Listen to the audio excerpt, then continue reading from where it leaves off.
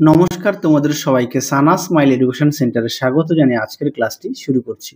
আজকে তোমাদের সঙ্গে আলোচনা করব তোমরা যারা ষষ্ঠ শ্রেণীর সেকেন্ড ইউনিট টেস্ট পরীক্ষা দেবে তোমাদের জন্য রায় ও মার্টিন প্রশ্ন বিচিত্র থেকে আজকে সমাধান করে দেখাবো ষষ্ঠ শ্রেণীর ভূগোল বিষয়ে মডেল নাম্বার 7 অর্থাৎ 7 নম্বরের স্কুলের যে সমস্ত ছোট ও বড় প্রশ্নগুলি আছে তার সমস্ত প্রশ্নের উত্তরের সমাধান করে দেখাবো। চলো দেরি না করে মূল বিষয়ে যাওয়া যাক।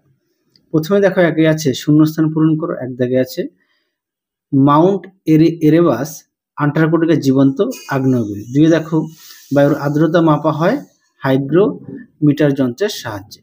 তিনে দেখো বিশ্ব অরণ্য দিবস পালিত হয় 21শে মার্চ। চারে দেখো 1972 সালে বন্যপ্রাণী সংরক্ষণ আইন চালু হয়। পাঁচে দেখো স্ট্র্যাটোস্ফিয়ার উচ্চতা ভূপৃষ্ঠ থেকে প্রায় 50 কিমি পর্যন্ত। পরবর্তী দেখো কি আছে বাম দিকের সঙ্গে ডান দিকের স্তম্ভমূলক। একে আছে আন্টার্কটিকার সর্বোচ্চ শৃঙ্গ, উত্তরটা হবে সি ভিনসন ম্যাসিভ। দুইয়ে দেখো রেসারপিন, এটা উত্তর হবে ই সর্পগন্ধা। তিনে দেখো জাতীয় উদ্যান, এটা হবে এ কাজিরাঙা। চারে দেখো কুইনাইন, এটা হবে বি অর্থাৎ মংপু। পাঁচে দেখো সংরক্ষিত অরণ্য, এটা হবে ডি অর্থাৎ কোডারমা। পরবর্তী দেখো ঠিক ভুল নির্ণয় করো। এক থেকে প্রশ্ন উত্তরটা ঠিক, দুইয়ের উত্তরটাও ঠিক, তিনের উত্তরটা ঠিক, চারের উত্তরটাও ঠিক, পাঁচের উত্তরটা হচ্ছে ভুল। পরবর্তী দেখো চার দাগের কি আছে সঠিক উত্তরটি নির্বাচন করো। একে আছে হিমালয় পার্বত্য অঞ্চলে দেখা যায়, সঠিক উত্তর হবে সরল বর্গীয় উদ্ভিদ, অপশন বি। দুইয়ে দেখো লাল মাটিতে লোহার পরিমাণ বেশি, অপশন সি। তিনে দেখো মৌসুমী বায়ুর প্রত্যাবর্তনকাল, সঠিক উত্তর হবে শরৎকাল, অপশন এ। চারে দেখো পৃথিবীর দ্বিতীয় বৃহত্তম মহাদেশ হলো, সঠিক উত্তর হবে আফ্রিকা, অপশন বি।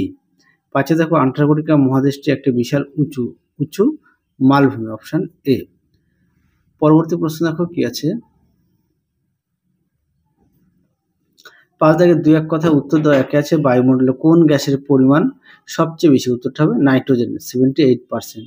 দুই দেখো বায়ুমণ্ডলে অবস্থিত আমাদের রক্ষা কবচটি কি, উত্তরটা হবে ওজোন স্তর।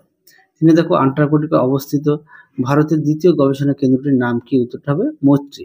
চারে দেখো কোন স্থানকে পৃথিবীর শীতলতম স্থান বলে। আচ্ছা, এই প্রশ্নটা তোমাদের আমি পরবর্তী সময়ে দেখিয়ে দেবো। পাঁচে দেখো বায়ুর গতিমাপক যন্ত্রের নাম কি, উত্তরে লিখবে অ্যানিমোমিটার। ছয় দেখো আলপস পর্বতমালা কোন মহাদেশে অবস্থিত, এটা উত্তর হবে ইউরোপ। সাথে দেখো থার্মোস্ফিয়ার স্তরের আরেক নাম কি, উত্তরটা হবে আয়োনোস্ফিয়ার।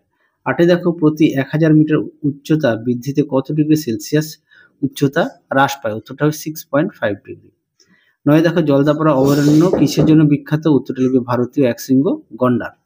দশে দেখো রেড পান্ডা ভালুক চিতা কোথায় দেখা যায়, উত্তরটা লিখবে হিমালয়ের পার্বত্য অঞ্চলে। পরবর্তী প্রশ্ন দেখো ছয় দাগের নিচের প্রশ্নগুলি উত্তর দেওয়া। একে আছে পরিযায়ী পাখি কাকে বলে। দেখে নাও পরিযায়ী পাখি কাকে বলে, এখান থেকে এই পর্যন্ত উত্তরটা লিখবে, অবশ্যই সঙ্গে কিন্তু উদাহরণগুলো দেবে। পরবর্তী প্রশ্ন দেখো সুরক্ষিত অরণ্য কাকে বলে। দেখো প্রশ্ন উত্তর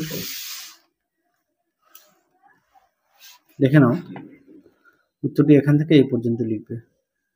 যাদের বই আছে অবশ্যই বই থেকে পড়বে, যাদের বই নেই তোমরা একটু খাতায় লিখে নিয়ে পড়বে। পরবর্তী দেখো কাল বৈশাখী কি। দেখো প্রশ্ন উত্তর দেখে নাও, প্রশ্ন উত্তর সুন্দর করে দেওয়া আছে, দেখে নাও।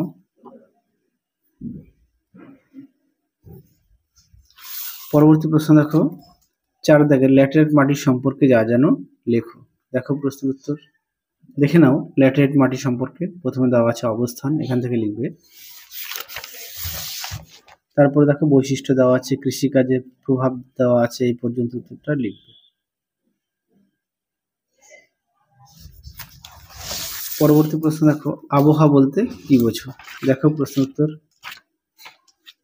তোমাদের আগের ভিডিওতে আমরা ষষ্ঠ শ্রেণীর সমস্ত বিষয়ের সাজেশন দেওয়া আছে, তোমরা যারা এখনো দেখোনি আমাদের প্লে লিস্টে গেলে পেয়ে যাবে। দেখে নাও প্রশ্ন উত্তরটি আবহাওয়া কাকে বলে, এখান থেকে এই পর্যন্ত উত্তরটা লিখবে। পরবর্তী দেখো সাত দাগের নিচের প্রশ্নগুলো উত্তর দাও। মাটি সংরক্ষণ করতে গেলে আমাদের কি কি করা উচিত। দেখো প্রশ্ন উত্তর দেখে নাও, এই পর্যন্ত উত্তরটা লিখবে।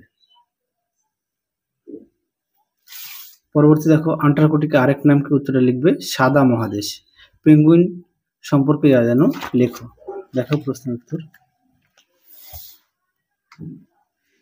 এখান থেকে এই পর্যন্ত লিখবে, দেখে নাও। তাহলে চলো আজকের মতো এখানেই সমাপ্ত করছি, আবার দেখা হবে খুব শীঘ্রই তোমাদের পরবর্তী ভিডিওতে। তোমরা সবাই সুস্থ থেকো, ভালো থেকো, আজকের মতো টাটা।